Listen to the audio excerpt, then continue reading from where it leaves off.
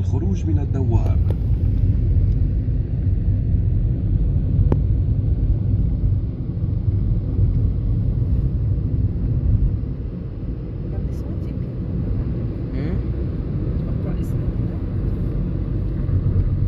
ما أدري، بس أحس إن هذه لازم يتصور فيها فيلم.